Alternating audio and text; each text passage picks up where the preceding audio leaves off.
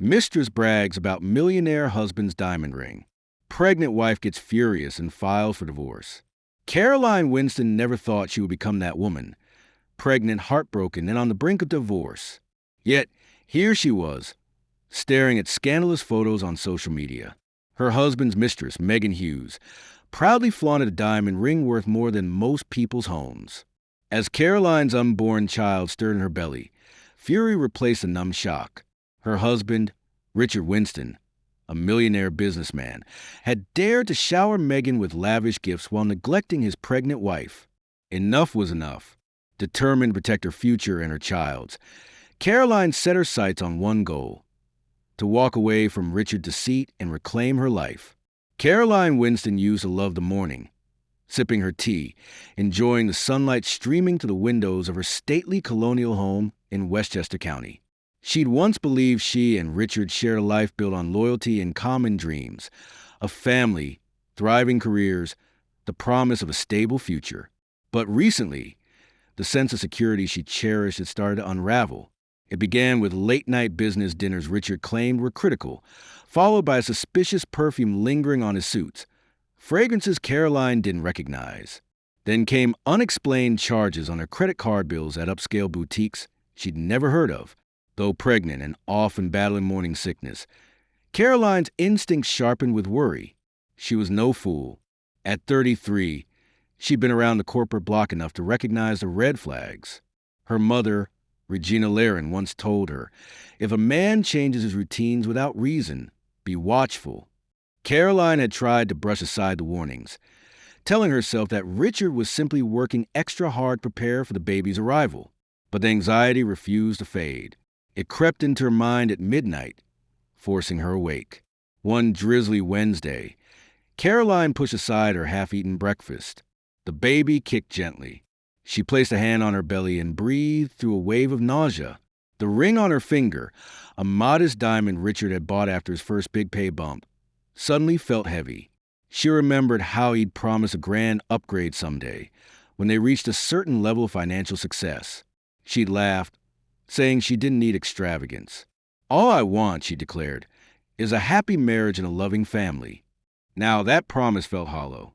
Later that morning, Caroline attended her monthly prenatal checkup with Dr. Marion Rothman at the New Hope Women's Clinic. Everything seemed normal for a second trimester pregnancy. Still, Dr. Rothman commented on Caroline's elevated stress levels. "Try to relax," the doctor advised gently, pressing the ultrasound probe against Caroline's stomach. "Stress hormones can affect the baby's development." Caroline nodded, tears pricking her eyes. She realized she needed clarity, one way or another. Once home, Caroline sank onto the living room sofa. Their cat, a smoky gray Persian named Jasper, hopped onto her lap. Stroking Jasper's fur, she mulled over the strange tension that had gripped her household for weeks. Richard came home late most nights, reeking of an unfamiliar scent, half-heartedly murmuring excuses. She suspected an affair but had no concrete proof, only illusions of guilt that gnawed at her. But beneath the worry simmered anger. If Richard truly betrayed her, how dare he do it while she was expecting their child? It was a violation not just of marital vows, but of everything Caroline believed family should be. A knock at the door startled her from her thoughts. Their housekeeper, Ava Santos, poked her head in. "Sorry to bother you, Mrs. Winston." A delivery arrived. "Looks like flowers." Caroline's heart leapt with a glimmer of hope. Maybe Richard sent them as an apology or a romantic gesture. She hurried to the foyer, only to discover an elaborate bouquet of red roses. The card read, "You take my breath away, always, M." The initial clearly was an R for Richard. This was from someone else to someone else. Had there been a mix-up with deliveries? Confused, Caroline rechecked the address label. Mr. Richard Winston, Redwood Lane. It was correct. The card, however, was not addressed to Caroline. It was addressed to a Megan Hughes. She felt her stomach twist. Red roses from her own husband to another woman, or from some unknown admirer to the mistress. The details were muddled, but the message was clear. Megan was in the picture. Caroline stood in the foyer, numb. Just then, her phone buzzed. It was a text from Richard. Working late, don't wait up. That was it. No explanation, no apology for the day's confusion. Fury and heartbreak collided in Caroline's chest. She clenched her fists around the bouquet. Something had to give. She would no longer bury her head in the sand, pretending her marriage was fine. Truth beckoned, however ugly it might be. That evening, Caroline paced the living room, replaying every odd scenario in her head over the past month. The anomalies had been stacking up. A new iPhone she discovered on Richard's nightstand that he claimed was a work phone, which he whisked away whenever she entered the room. Lingerie receipts she found in his car. Lingerie that certainly wasn't her size. A hotel key card that suspiciously fell out of his pocket one morning. She had confronted him then, but he insisted it belonged to a colleague who needed help with a big conference event. She wanted to believe him. Truly, she hadn't married Richard Winston with the intent of becoming a cynic. Years ago, they met at a charity function for the Street Jude Foundation, and he'd been so kind, so supportive. She could still recall him standing on stage, passionately speaking about raising funds for children with cancer, and how that instantly melted her heart. He exuded sincerity and ambition. Caroline, an events coordinator at the time, had fallen head over heels. Their relationship blossomed quickly. They got married amid family and friends cheering them on. She imagined a future brimming with success and children running around their suburban lawn. For a while, that dream felt real. But life had taken a turn. Richard's businesses flourished, and the money came pouring in. He was suddenly a high-powered investor in Manhattan's real estate circles, dining with moguls and traveling for deals. Initially, Caroline was thrilled. His success meant more security for their growing family. Yet, she saw how wealth changed Richard's priorities. He became restless, always aiming to escalate his status. He started hosting lavish parties, surrounding himself with socialites, eager to impress them with his luxurious lifestyle. One day, Caroline recalled, they had a fight about a yacht party. She was newly pregnant and felt seasick just thinking about it. "You promised to be there," he complained, ignoring her pleas that she couldn't handle waves and loud music. When she stood her ground, he stormed off and left her fend for herself, making her question if his concern for her and the baby was genuine or simply for show. Now, with the rose bouquet fiasco, Caroline's doubt crystallized. She grew convinced Richard was having an affair. The question was how long it had been going on and whether he'd come clean if pressed. Summoning her courage, she dialed the private investigator recommended by her friend Linda Freeman. Linda had once discovered her own husband's affair through a PI named Daniel Jenkins, who provided photographic and financial proof. Caroline had never envisioned hiring someone to spy on her spouse, but she felt she had no other choice. "Hello, this is Jenkins," answered a composed male voice. Caroline hesitated, her heart pounding. "Hi, my name is Caroline Winston. I was referred by Linda Freeman. I suspect my husband might be unfaithful, and I need confirmation." They set up a meeting at Jenkins's discreet office on Lexington Avenue. After the call, Caroline sank into the couch, a wave of apprehension washing over her. She felt guilty. Investigating her own husband was a betrayal of trust. But then again, if he was betraying her while she carried his child, did he truly deserve her devotion? Caroline's appointment with Daniel Jenkins came the next day. She traveled into Manhattan, a city that both invigorated and intimidated her with its skyscrapers and bustling energy. She had to pause mid-commute when her baby decided to deliver a few sharp kicks, gentle reminders that she couldn't remain in denial. This wasn't just her fight. She was fighting for her child's future, too. Jenkins's office was on the 10th floor of a modest building. Inside, she found a neatly arranged space. A man in his late 40s with salt and pepper hair greeted her politely. "Mrs. Winston, come in." He offered her a seat in a small conference room. After exchanging niceties, Caroline explained everything. The suspicious phone, the unaccounted for charges, and especially the roses addressed to Megan Hughes. Jenkins scribbled notes in a leather-bound notebook, occasionally adjusting his reading glasses. "I'll need your husband's schedule, details on his vehicles, known associates, and any social media handles," Jenkins said matter-of-factly. Caroline slid over a file containing Richard's general routine, recent bank statements, and phone records. "Whatever it takes," she said, trembling slightly. "I just need to know the truth." Jenkins nodded. "We'll begin surveillance immediately. If I find evidence of an affair, I can compile it into a report. Should you decide to proceed legally, this evidence may help." Caroline clenched her fists. "I'm not sure if I'll go that far, but I can't stay in the dark anymore." That night, she returned home to find Richard in a strangely chipper mood. His suit jacket tossed over a chair, tie loosened. He greeted her with a kiss on the cheek. "Hey, honey, how was your day?"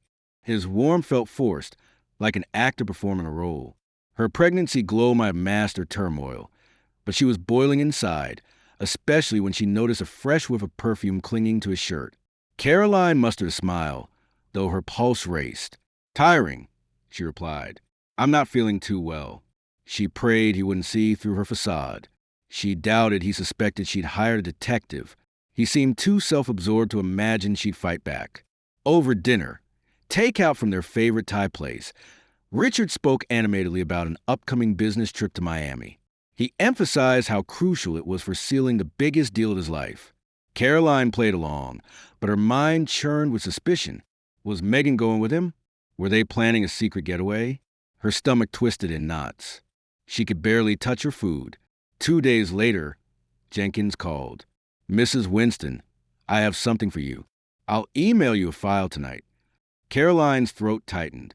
She waited with dread until she saw the email notification ping on her phone.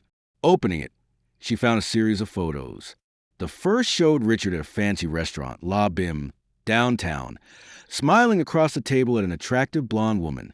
Caroline scrolled through more images, him placing a hand on the woman's lower back, them entering a hotel together, arms linked. The timestamp read exactly the date and hour. He told Caroline he was in a business meeting. Her stomach lurched. She recognized the woman not personally, but from online gossip circles that occasionally featured real estate bigwigs and their glamorous companions. Megan Hughes, a socialite rumored to have multiple wealthy boyfriends. Caroline gazed at the final photo. Megan's ring finger sported a large diamond, and Richard was gently kissing her hand in front of the hotel's entrance. Caroline's heart pounded with betrayal and fury. She might have suspected it, but seeing proof confirmed the nightmare. She sat there, tears slipping down her cheeks, whispering, "So it's true." Her mind fogged over, but her baby's gentle kick snapped her back to reality. She wasn't alone in this. She had to protect her child from the lies. She spent the next hour sobbing into a pillow, her world collapsing. Then, a steely resolve took hold. She wouldn't let Richard's infidelity define her future. If Megan Hughes wanted to brag about her stolen diamond ring, she could, but Caroline wouldn't stand for it anymore. She would not be humiliated or cast aside. She deserved better, and so did her unborn child. A week slipped by in a blur of tears and consultations with Jenkins about how best to proceed if Caroline decided to divorce Richard. At times, she felt dizzy from it all. The betrayal, the pregnancy, the swirling thoughts of, what if I'd been more attentive? Or, could I have prevented this somehow? She vacillated between heartbreak and anger. Beneath it all lay a simmering determination not to let Richard or Megan trample her dignity. On a chilly Saturday morning, Caroline was browsing her phone when a message popped up from Linda Freeman. "Caroline, you won't believe Megan's post on Instagram. I'm demanding you the link." Heart racing, Caroline opened it. There, in a curated flurry of glitz, Megan Hughes showcased a massive diamond ring on her left hand, captioned, "When your man knows how to spoil you, hashtag Diamond Sarah, girl's best friend, hashtag bless." Caroline felt the blood drain from her face. The background was the lobby of the Regal, a five-star hotel in the heart of Manhattan. She recognized the marble columns from Jenkins's photos. The ring was enormous, far larger than the ring on Caroline's own finger. Immediately, Caroline's phone started lighting up with messages from acquaintances and even distant relatives. "Isn't that Richard's rumored mistress? So, sorry you have to see this. Are you okay? You need to leave him," and so on. Her hand trembled as she scrolled through comments on Megan's post, many from strangers congratulating her, others gossiping about which wealthy man had footed the bill. Some comments even speculated about Richard Winston, referencing rumored sightings. Meghan never directly named him, but the subtext was clear to anyone in the know. The smugness radiated from every photo. Fury burned in Caroline's chest, her cheeks flushed hot with embarrassment. How dare Meghan flaunt this ill-gotten prize, especially when Caroline was pregnant with a man's child? The affair was vile enough, but to boast publicly about the diamond ring? It was a brazen attempt to dethrone Caroline as Richard's wife. She fought back tears, refusing to let Meghan see her crumble. Later that night, she confronted Richard in their living room. He had just returned from work, suspiciously smelling of champagne. Caroline stood, arms folded, phone in hand. Care to explain this? She thrust the screen toward him, showing Meghan's Instagram post. Richard froze, his face paling. Caroline, it's not... She's exaggerating. I didn't buy her that ring, he stammered, though the guilt was obvious. You expect me to believe that? Are you seriously going to stand there and lie? She glared at him, adrenaline surging. I have proof you've been seeing her. Stop denying it. He swallowed hard.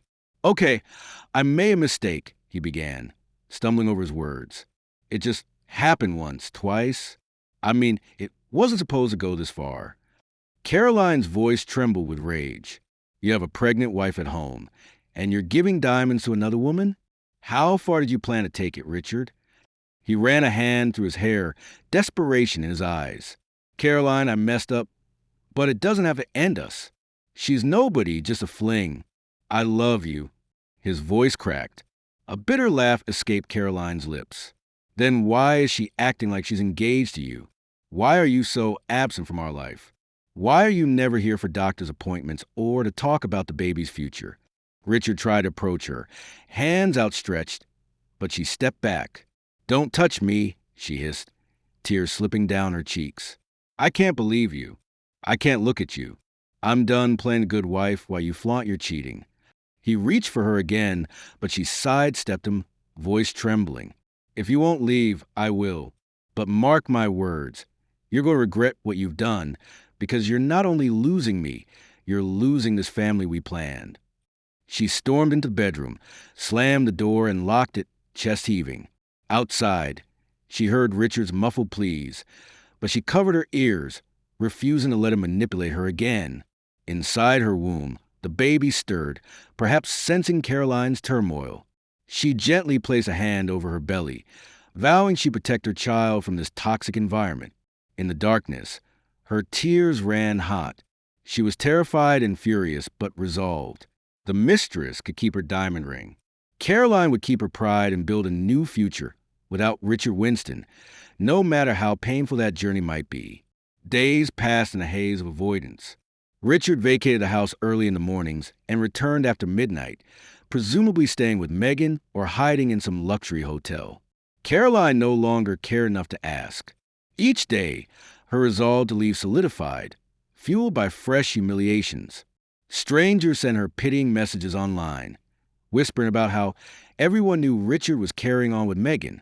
She discovered that the ring's rumored price tag was upwards of $150,000, a shocking sum he'd never even considered spending on his own wife.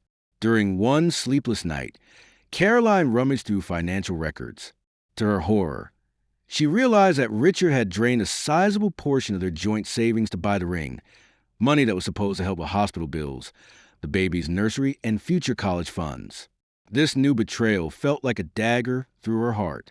She couldn't sit by while he squandered their child's security on a mistress's jewelry. Early one morning, Caroline made an appointment with a prominent divorce attorney named Natalie Pierce. Natalie came highly recommended by Linda Freeman, who had navigated a similarly messy situation. Walking into the sleek law firm on Fifth Avenue, Caroline's heart pounded. She couldn't believe it had come to this, but each step closer felt like reclaiming her agency. Natalie Pierce was a sharp, polished woman in her mid-30s. She wore a crisp navy suit and offered Caroline a compassionate smile. I've reviewed the details you sent, Natalie began, gesturing for Caroline to sit. You have ample grounds for a divorce, especially given the financial improprieties and infidelity. The main question is how to proceed to protect your best interests. Caroline took a shaky breath. I want out, but I also want to ensure my baby and I are cared for. What can we do? Natalie leaned forward. We can file on grounds of adultery and dissipation of marital assets. Given his net worth, you should seek substantial alimony and child support. We'll also freeze certain assets to prevent him from moving funds offshore or hiding them. It felt surreal discussing a divorce strategy like a business deal. Yet Caroline knew it was necessary. He'll fight back, she warned. He's proud and manipulative. Natalie nodded. That's typical, but we have strong evidence. Your private investigator's photos, the bank transfers for that diamond ring. Judges don't look kindly on extravagantly funding a mistress while neglecting a pregnant spouse. I can't promise a smooth road, but your case is solid. Caroline's voice trembled with gratitude and fear. Thank you. Let's do this. Before she left, Natalie handed her a stack of documents to sign. The formality of each signature made Caroline's stomach twist in knots. She was genuinely terrified of the emotional fallout that would come once Richard realized how serious she was about divorcing. But her child's future and her own well-being demanded immediate action. That night, she found the courage to tell him. He arrived home unexpectedly at 9 o'clock, stumbling slightly, likely from an expensive dinner or post-work drinks. The tension was thick as Caroline confronted him in the foyer, arms crossed. I spoke to a lawyer, she said, voice trembling but determined. I'm filing for divorce. Richard's face paled. Caroline, wait, don't do anything rash. She lifted a brow. You think this is rash? You flaunted your affair in public, wasted our joint savings on an obscene ring, and left me to deal with this pregnancy alone. I'm done. Richard's eyes flashed with anger, then softened as though he might attempt a contrite husband act. What about the baby? We can't break up our family. Caroline's lips tightened. You broke it. You chose Megan over me, over your unborn child. I'll make sure you still have a chance to be in the baby's life, but as for us, we're finished. He lunged to grab her hands, but she pulled back, an instinctive wave of revulsion coursing through her. She'd shed too many tears, endured too many humiliations. There was no going back. His eyes narrowed. You're making a huge mistake. Megan is just, she's nothing, he argued, but the ring and the nightly escapade said otherwise. Caroline felt a sudden calmness in her rage. If she's nothing, then you threw away everything for nothing, she said, turning her back on him, walking upstairs. She needed to rest for the baby's sake, and for the long legal road ahead. Behind her, she heard Richard curse, banging a fist on the wall in frustration, but she didn't look back. She silently prayed for strength. She was choosing to walk her own path, free of deception, even if it meant facing an uncertain future as a single mother. At least she would have her dignity, and that was the final straw. The next morning, Caroline woke early. Her eyes were swollen from crying, and the baby kept shifting in her womb, as if agitated by her stress. She gingerly rose from bed and headed downstairs, half expecting to find Richard passed out on the sofa. Instead, she discovered he had left at dawn. The house felt cold and empty, reminding her that she was effectively alone now. Still, a faint sense of relief accompanied the loneliness. She didn't have to face his excuses or manipulations for the moment. Feeling drained but resolute, Caroline checked her phone. Dozens of messages flooded in, some from concerned relatives, others from acquaintances who had caught wind of the drama. Her cousin, Gabriela Mendez, a sharp-witted journalist, had texted, If you need me to run a story about that vile mistress, just say the word. I'll roast them. Caroline managed a small smile at the offer, though she wasn't sure a public scandal would help her mental health or her baby's well-being. She did, however, accept an invitation from Linda Freeman to meet for coffee.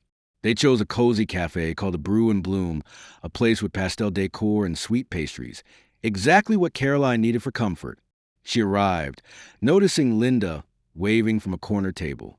Linda's expression radiated concern as Caroline approached. Once seated, Linda reached over and squeezed Caroline's hand. How are you holding up, sweetie? Caroline tried to smile, but her eyes grew moist. I've been better, she admitted. I filed for divorce, Linda. I never imagined this would be my life, especially not while pregnant. But I had no choice. Linda nodded sympathetically, her bright red hair framing her warm, empathetic gaze. I'm proud of you. It's not easy, but it's brave. I've been there, remember? When Mark left me for that paralegal, I thought my world had ended. But trust me, life goes on and you'll find a new purpose. Caroline's heart lifted slightly. She recalled how devastated Linda had been. Yet she emerged stronger, eventually meeting someone who valued her deeply. I just worry about raising this baby alone, Caroline confessed, stirring her herbal tea. I envision a family, 2 parents in one home. Now everything is shattered. Linda leaned forward. Listen, a single-parent home filled with love and stability is better than a 2-parent home plagued by deceit and fighting. You'll give your child all the love and care needed, and you'll have help. I'm here. Your family's here. You're not alone. Emotions welled up, but Caroline nodded gratefully. They talked about the next steps in divorce proceedings, about how Caroline could gather emotional support. Linda even recommended a prenatal yoga class that had helped her friend manage stress during a high-tension pregnancy. As they finished their drinks, Caroline felt a surge of resolve. She was not powerless. She had allies, a supportive family, and enough resources to protect herself and the baby from Richard's worst. That resolve was tested later that afternoon when Caroline received an unexpected call from an unknown number. She picked up, only to hear a smug female voice. Hello, Caroline, it's Megan Hughes. Caroline's stomach clenched. She gripped the phone, glancing around her living room as if Megan might pop out of a closet. What do you want? Caroline asked, her tone icy. I'm called to clarify some things, Megan said, voice dripping with artificial sweetness. Richard told me you're divorcing him. I just want to make sure you understand that he and I are going to be together no matter what. Caroline bristled. It took every ounce of self-control not to unleash a torrent of insults. It's none of my concern who he chooses, Megan. I filed for divorce because he's a cheating liar. Congratulations on inheriting that problem. Megan laughed softly. Oh, I'm not worried. He's signing over certain assets to me to ensure I'm comfortable. But you're pregnant and left in the dust. That can't feel good. A wave of righteous anger coursed through Caroline. You're deluded if you think I'll be the one left empty-handed. My lawyer is already on it. And trust me, the court won't look kindly on a man who abandons his pregnant wife to splurge on a mistress. Silence hummed over the line. When Megan spoke again, the saccharine tone was gone. Richard owes me, Caroline. If you push too hard for his money, you'll make an enemy of me, and I can be very persuasive, especially with the media. Caroline's heart pounded. She took a deep breath. You're threatening me because you want to protect your ill-gotten finances? Good luck. I'm not scared of you. The truth is on my side, and I have the receipts to prove it. Megan hissed. Fine. Do what you must. Just remember, I won't let you or anyone else ruin what Richard and I have. She hung up, leaving Caroline's ears ringing with the menacing vow. Caroline stood frozen, phone in hand, a swirl of fury and defiance fueling her. She whispered to herself, she's underestimating me. If Megan Hughes thought she could bully a pregnant woman into submission, she was in for a rude awakening. Caroline had endured enough heartbreak. Now, she would show them both that she wasn't someone to be trifled with. The day of the preliminary divorce hearing dawned under a gray sky, spitting cold rain. Caroline braced herself for the event, dressing in a simple black maternity dress that flattered her growing belly. Anxiety fluttered through her stomach. This was her first time stepping into a courtroom for something so personal, but she reminded herself that this step was crucial for reclaiming her life and securing her child's future. Natalie Pierce met her at the courthouse entrance, providing a steady presence. We have enough evidence to push for a favorable settlement, so don't worry, she assured Caroline. Stay calm, answer honestly if addressed, and let me handle the rest. Caroline nodded, swallowing her nerves. As they walked into the corridor, she spotted Richard, flanked by his lawyer, a tall, stern-faced man named Gerald Stark. She also noticed Megan Hughes lurking a few steps behind, draped in an ostentatious fur coat despite the mild weather. When their eyes met, Megan gave her a smug half-smile, wiggling her diamond ring fingers. Caroline turned away, refusing to play into Mistress's taunts. In the small hearing room, both parties sat at opposing tables. The judge, an older woman with sharp eyes, called the session to order. Natalie presented a concise summary of Caroline's complaints: infidelity, dissipation of marital assets, emotional distress, and the need for child support. She also argued that Caroline should retain the marital home, as it provided stability for the impending baby. Gerald Stark rebutted by downplaying Richard's affair, labeling it a personal indiscretion that bore little relevance to the financial aspects. He claimed that the diamond ring purchase was Richard's personal expenditure, separate from marital funds. He insisted that Caroline's demands for alimony and child support were exorbitant, given that she came from an upper-middle-class background and had potential earning power as an event planner. Caroline's anger flared, but she kept her composure, remembering Natalie's advice. When she was called to speak, she explained, voice trembling, that she had left full-time work at Richard's request to focus on the pregnancy. She had done so, assuming they were a team, only to discover he was funneling money into grandiose gifts for a mistress. She reiterated her concerns about the baby's well-being. "I will not allow my child's financial security to be jeopardized by my husband's extravagant spending on another woman," she concluded, her eyes bright with unshed tears. Richard was called to speak next. He looked uncharacteristically haggard, dark circles under his eyes.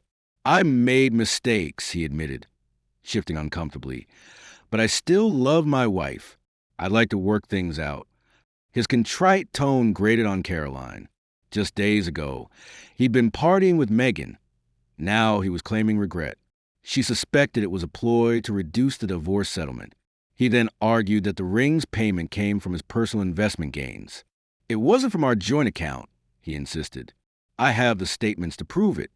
But Natalie was quick to highlight large, unexplained withdrawals that preceded the ring's purchase. The judge listened intently, occasionally glancing at the documents each lawyer submitted. When the hearing concluded, the judge set another date for further proceedings, instructing both sides to gather more evidence of asset distribution. In the interim, the judge ruled that Richard must continue paying the mortgage on the marital home, as Caroline needed stability for her pregnancy. She also set a temporary support order, so Caroline could manage living expenses. Richard's financial obligations started that very week. Outside the courtroom, Megan wasted no time. She sauntered up to Caroline, flipping her glossy hair. "How does it feel to cling to him like this, accepting his money after you toss him out?" Caroline blinked, momentarily stunned. "I'm not clinging. The court recognized that a pregnant woman deserves financial support from the man who helped create this baby. It's called responsibility." She turned to walk away, but Megan grabbed her arm. "Let go of me," Caroline hissed, yanking free. Some passers-by turned to watch the commotion. Megan's voice turned venomous. "Richard is mine now. The only reason he's playing the remorseful husband card is to save face in court. Once this is over, he'll be free, and you'll be left with your pity money." Caroline's blood boiled, but before she could respond, Linda Freeman appeared from behind, stepping between them. "If I were you," Linda told Megan icily, "I'd worry less about harassing a pregnant woman and more about how quickly your sugar daddy might dump you if the law clamps down on his finances." Megan scowled, eyes darting to Richard, who stood by the exit, pinned under Gerald Stark's stern talk. She stomped away without another word. Caroline felt her heart pounding, tears close to the surface, but she steadied herself, grateful for Linda's timely intervention. "Thank you," she breathed. Linda patted her shoulder. "That woman has some nerve. Don't let her get to you. You're doing what's right for you and the baby." Caroline exhaled, nodding. The first legal skirmish was over, but the war was far from finished. Still, she felt a rush of empowerment. The judge's acknowledgement of her rights, Linda's unwavering friendship, and the baby's resolute kicks in her belly reminded her that she was no victim. She was fighting for her future, and she was determined to win. In the days following the preliminary hearing, Tension escalated in the Winston household. Richard, still technically co-owner of their home, made surprise visits to gather belongings. Each time, the encounters with Caroline erupted in arguments. Sometimes he insisted he'd change and wanted her back. Other times, he accused her of greed and spite. His mercurial behavior left Caroline on edge. One Saturday morning, as Caroline was sorting baby clothes in the nursery, she heard the front door bang open. Richard's voice echoed down the hall. She tensed. He hadn't given any notice of coming by. Bracing herself, she walked into the living room to find him rummaging through drawers. "What are you doing?" she demanded, arms crossed over her pregnant belly. He glanced up, face flushed. "I'm looking for some paperwork. I have every right to be here." Caroline's pulse quickened, but she willed herself to remain calm. "I told you to text or call before coming. This stress isn't good for me or the baby." Richard sneered. "Since when do you care about my stress? You're the one who's milking the courts for every dollar." She bristled. "I'm not milking anything. I'm fighting for what's fair for our child. If you don't want to support me, at least support your baby." He scoffed, slamming a drawer shut. "That child is mine too. Once it's born, I'll do my part. But I'm not going to let you bankrupt me." Caroline's voice trembled with rage. "If you're so worried about finances, maybe you shouldn't have dropped a fortune on Megan's ring." His expression darkened at the mention of Megan. "She's different. She appreciates me." He paused, running a frustrated hand through his hair. "But I never wanted to go this far. I never wanted to lose you." A bitter laugh escaped her. "Then you shouldn't have cheated." She motioned toward the door. "Just go, Richard." He hesitated, glancing around the living room where they once cuddled to watch movies, celebrating birthdays and anniversaries. A flicker of regret crossed his features. For a fleeting moment, Caroline felt an ache for the man she once loved, the man who might have been a good father. But that man had become a stranger. Richard sighed. "You know, this is all your fault, too. You became so focused on the baby, you forgot about me." The words cut deep, and Caroline felt a wave of nausea, part pregnancy-related, part emotional shock. She steadied herself against the couch. "I'm pregnant with your child," she retorted, voice shaky. "If you can't handle your wife focusing on a baby, that says more about you than me." Without waiting for his reply, she turned and walked away, retreating to the nursery. Behind her, she heard him curse, rummage a bit more, then storm out. When the front door slammed, she allowed herself to weep. It wasn't just heartbreak. It was a betrayal, the blame shifting, the cruel notion that she was somehow at fault for devoting attention to a baby they both agreed to have. She sank into the rocking chair, tears dripping onto the soft pink blanket she'd folded for her daughter. She'd recently learned the baby was a girl during an ultrasound. She whispered, "I'm sorry you had to feel all this, but I promise I'll keep you safe." Gently stroking her belly, she closed her eyes and forced her breathing to slow. The house felt emptier than ever. In that moment, she resolved to accelerate the divorce proceedings if possible. She couldn't keep confronting him in this toxic cycle of blame. The child deserved a peaceful environment, and every day that passed with Richard's looming presence threatened that peace. Word spread quickly that the divorce between Richard and Caroline Winston was turning ugly. Gossip columns relished the story. The pregnant wife scorned the mistress who boasted a diamond ring. Even tabloids like the New York Daily Star published headlines. Millionaire mogul affair sparks nasty divorce. Pregnant wife takes him to court. For Caroline, the exposure felt invasive. She only left the house for doctor's appointments, legal meetings, and occasionally to see supportive friends like Linda. When she did, curious onlookers or reporters tried to snap photos. She wore oversized sunglasses and scarves to conceal her identity, but the stress mounted. One afternoon, she received a call from her cousin Gabriella, who sounded breathless. "Caroline, check the gossip sites.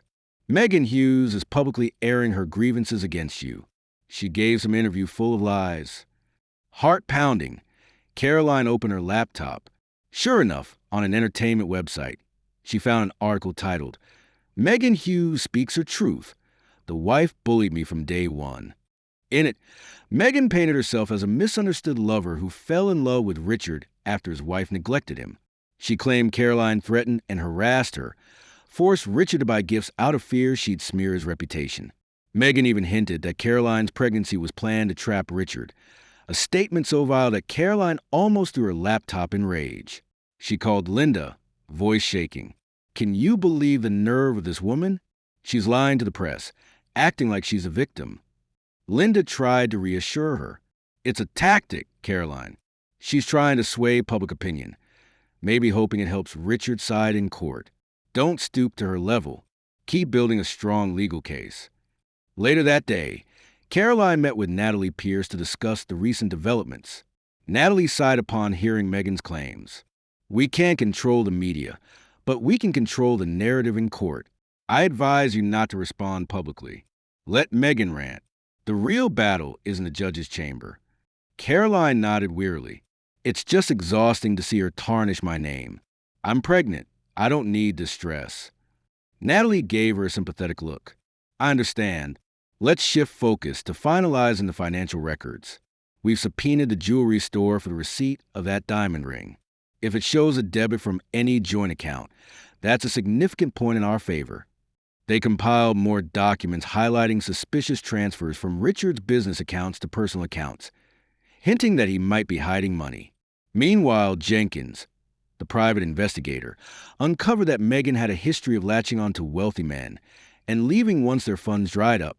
He provided statements from previous boyfriends describing how Megan manipulated them into buying expensive gifts before abruptly vanishing. Armed with this intel, Caroline felt renewed determination. If Megan planned to drag her name through the mud, Caroline would respond by unveiling the mistress's manipulative track record in court. Caroline herself intended to remain above the public fray, refusing to give tabloids an inflammatory quote. Despite the chaos, Caroline found solace in small joys, folding tiny one-speech, picking out pastel colors on nursery walls, even sharing baby name ideas with Linda. She refused to let Megan's vendetta overshadow the excitement of welcoming a new life. Yes, this pregnancy was marred by heartbreak and stress, but it was also a beacon of hope for Caroline, a reminder that love and innocence still existed. She did worry about how the negative press might affect her daughter in the future. Children sometimes learn of their parents' conflicts, but Caroline resolved that one day she'd explain gently why she had to stand up for herself and her child. She'd emphasize that no one should remain in a marriage built on betrayal and manipulation. The next court date loomed, promising more conflict. Still, Caroline clung to the belief that truth would prevail. Megan Hughes could flaunt her diamond ring and spin her story, but the legal system wouldn't be swayed by gossip columns. For the sake of the baby, Caroline was determined to see justice served, no matter how loudly the mistress fought back. The second major court date arrived on a crisp morning. Caroline wore a tailored navy maternity dress that felt empowering. She was nearly 7 months pregnant now, her belly unmistakable. The baby was active, reminding her at every turn that she had a precious life depending on her strength. Natalie Pierce walked by her side as they entered the courthouse. Just before stepping into the courtroom, Caroline caught sight of Richard and Megan. The mistress had the audacity to show up again, this time wearing a tight designer dress and flaunting the enormous diamond ring. Caroline's stomach churned, but she lifted her chin, refusing to cower. Once seated, the judge wasted no time. "We're here to address the financial disclosures, marital asset division, and the legitimacy of certain expenditures in light of Mrs. Winston's pregnancy and Mr. Winston's admitted infidelity." Natalie presented evidence from the jewelry store subpoena. It conclusively showed that $75,000 came from the Winston's joint account, funds originally earmarked for the baby's expenses. Although the ring had cost more, the store's records were enough to prove that part of the purchase used marital resources. Caroline's fury flared anew, imagining how many baby essentials that $75,000 could have covered. Gerald Stark tried to deflect, arguing that Richard had replenished the account with his personal investments. But Natalie countered that the deposit Richard made arrived after Caroline filed for divorce, possibly an attempt to mask the wrongdoing. The judge frowned, demanding more clarity from Richard. As Richard fumbled through explanations, Megan, seated behind the fence table, kept tossing haughty looks at Caroline. Several times, the judge had to request a quorum. The tension crackled in the air. Caroline's turn came to speak about the stress she endured. She described how, at a crucial time in her pregnancy, she had to navigate discovering her husband's affair, Megan's public taunts, and financial insecurity. She explained how the diverted funds threatened her prenatal care. Her voice caught as she recounted emotional pain, but she pressed on, determined to show the court that she wasn't overreaching. She merely wanted justice for her unborn child and herself.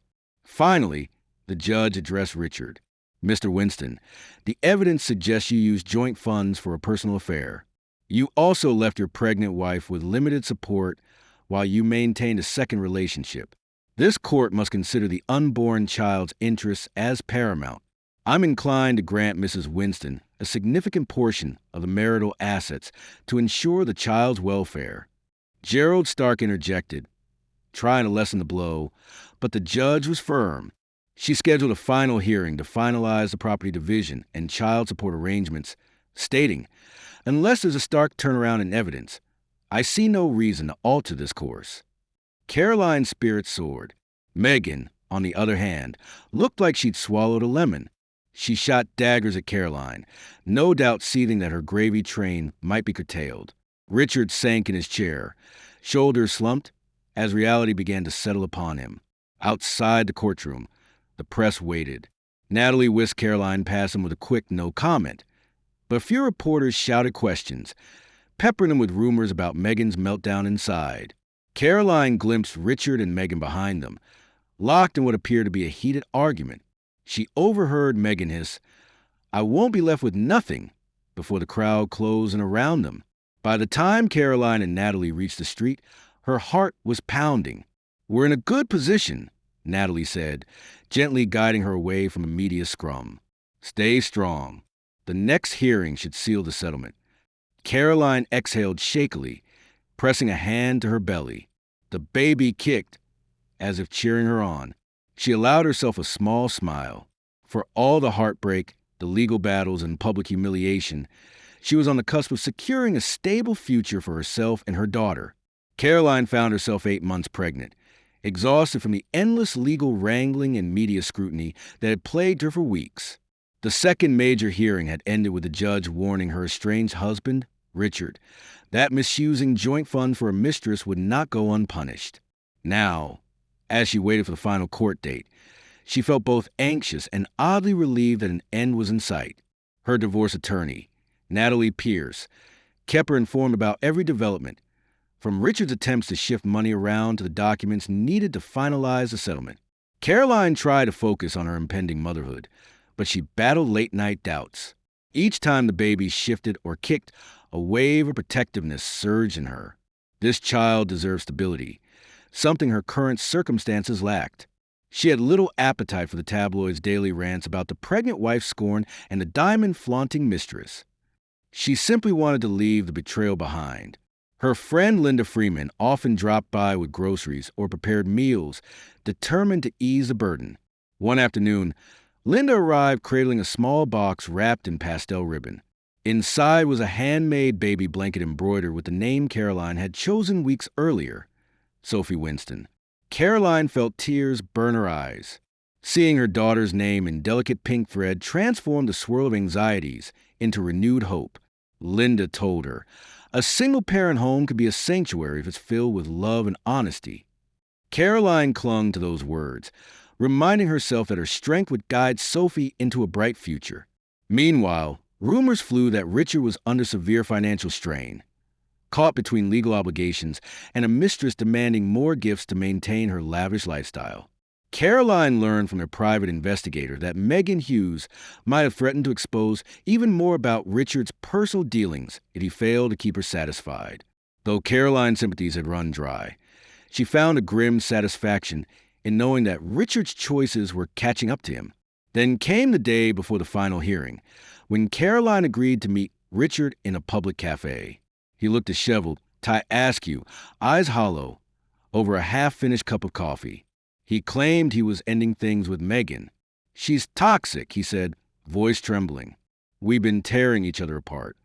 When he suggested they might reconcile, Caroline felt a flash of the old pain.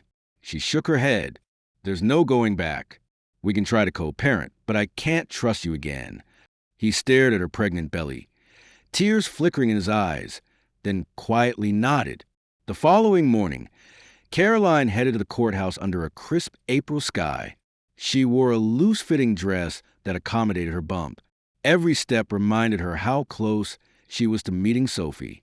Linda and Natalie supported her as they passed through the media throng, ignoring intrusive questions. Inside, she found Richard slumped at the defense table, looking resigned. This time, Megan was conspicuously absent. Once proceedings began, Natalie methodically presented the evidence. Bank statements showing Richard's extravagant spending, testimony confirming he'd left Caroline without adequate financial security, and clear proof he'd used shared funds from Megan's diamond ring. Gerald Stark, Richard's lawyer, tried to mitigate the damage, but the judge was unmoved. She declared Caroline entitled to retain the house and a sizable lump sum payment for the stress and hardships endured during pregnancy. Monthly child support would commence the moment Sophie was born. The judge further affirmed joint legal custody, but physical custody will remain primarily with Caroline, ensuring stability for mother and child. A stunned silence followed. Richard looked toward Caroline, and for a brief moment, she saw genuine remorse etched in his face. She managed a small nod. There was no victory in the destruction of their marriage, only the closure she needed to protect herself and Sophie. Exiting the courthouse, Caroline felt an overwhelming sense of relief. The process had been grueling, but now she could finally breathe. "I'm proud of you," Linda whispered as they ducked into a taxi, leaving Richard behind with his regrets and the media's endless curiosity.